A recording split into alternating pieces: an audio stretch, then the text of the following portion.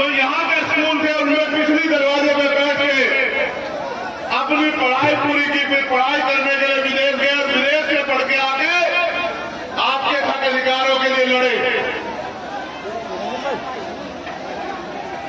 अगर 4-6 लोग डिस्टर्ब कर रहे हैं तो खींच के बिठा दो।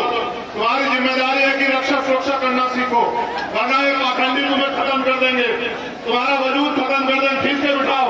तुम ताकतवर कौन हो, अपनी ताकत को पहचानो। कब तक मानते रहोगे, कब तक उम्मीद करोगे तुम लोग? ये जो बीच में लोग खड़े, बिठाओ, जोड़ो और बिठाओ लोगों को। ये आपको मेरी बात के बीच में डिस्टर्ब कर रहे हैं। इनको कोई अधिकार नहीं इन लाखों लोगों को परेशान करने का। इनको जोड़ आगे बिठाओ, एक टाइम में बिठा रहेंगे।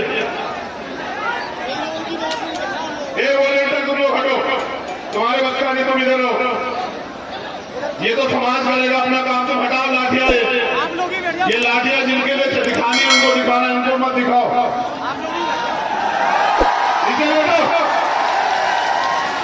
जोड़ लगा के बिठाओ मेरे नौजवान साथियों, खींच के बिठाओ, खींच के बिठाओ।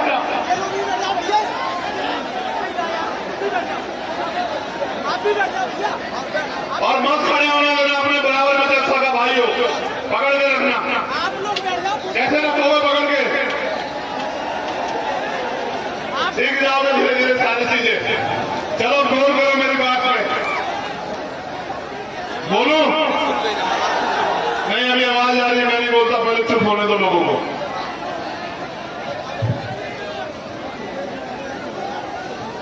नहीं, पहले चुप हो जाओ लोग, तब बोलेंगे। अगर आप कहोगे नहीं बोलना तो नहीं बोलेंगे। पहले चुप हो जाओ बिल्कुल।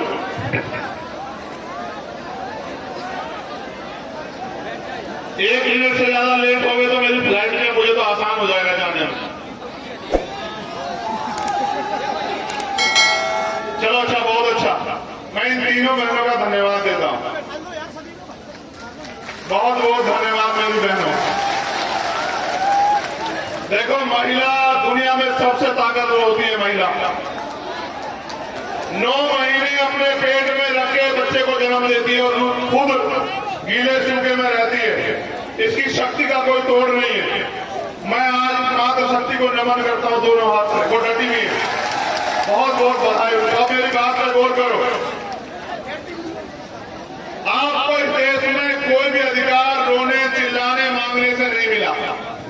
उसके लिए हमारे महापुरुषों ने कीमत चुकाई। मैं बात कर रहा था आजादी की। जब देश आजाद हुआ, व्यवस्था के कारण जो लोग गरीब थे वो गरीब रहे और जो अमीर थे वो अमीर रहे। पहली जो अंतिम सरकार बनी उसमें चुनाव नहीं हुआ।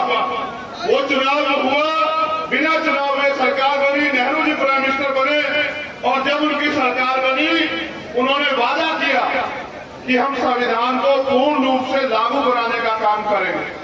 और आज तक भी हम इस उम्मीद में हैं कि कब संविधान पूर्ण रूप से लागू होगा, क्योंकि दुनिया का अगर सबसे बेहतरीन संविधान कहीं है तो वो कॉन्स्टिट्यूशन ऑफ इंडिया है, वो भारत का संविधान है।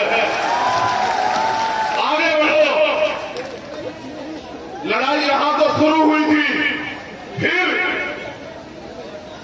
जो गरीब था, सरकार ने सब लोगों को रोजगार नहीं दिया, क्योंकि भारत में सरकारी और प्राइवेट 7% रोजगार है, 2% सरकारी और 5% प्राइवेट। उसके बाद लोग खेती करते हैं, मजदूरी करते हैं।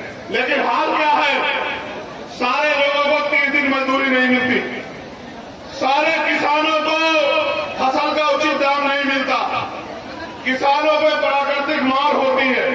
यानी कि सरकार ने किसी भी तरह इस इतने बड़े समाज को अपने पैरों पे खड़ा होने के अवसर नहीं दी। थोड़ी बहुत अगर अवसर मिले तो वो बाबा साहब अम्बेडकर के संविधान में जो आरक्षण व्यवस्था थी, उस आरक्षण व्यवस्था के कारण जो कुछ नौकरियां मिली, उससे हमारे लोग अपने पैरों पर खड़े होंगे। इसलिए जब हमारे लोगों ने अपने महापुरुषों की बात मान के पढ़ना शुरू किया, मंदिर को छोड़ के स्कूल जाना शुरू किया, तो इनमें चर्चा हुई कि अगर ये पढ़ लिख जाएंगे दलित तो ये तो कुर्सी पे बैठ जाएंगे। अगर ये कुर्सी पे बैठ जाएंगे तो ये राज करेंगे, और अगर ये अपनी वोट की ताकत को समझ गए तो हम इस देश में इनके अधीन हो जाएंगे। 56 के बाद जब बाबा साहब अम्बेडकर ने बौद्ध धर्म की दीक्षा ली, तब जाके ये सत्संग और धार्मिक आयोजन होने शुरू हुए।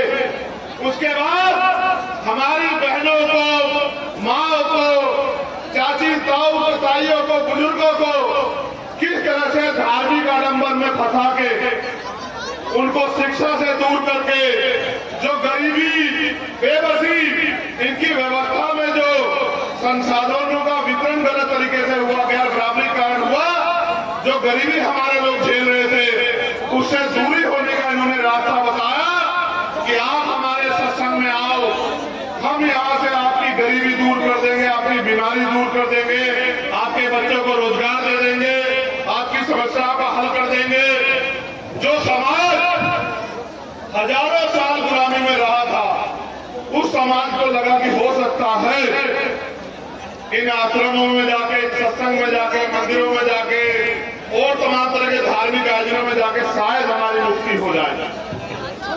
अपनी गरीबी को खत्म करने के लिए, अपनी बेरोजगारी को खत्म करने के लिए, अपने परिवार में जो बीमारी आ गई है, उस बीमारी को खत्म करने के लिए वो इन बाबाओं के पास जाते हैं। और ये बाबा हमारे दिए हुए पैसे से पलते हैं, हमारा खाके। अगर कोई पाखंडी हमें आंख दिखाएगा तो याद रखना, इलाज कर दिया जाएगा, ये बताने के लिए छला हुआ है।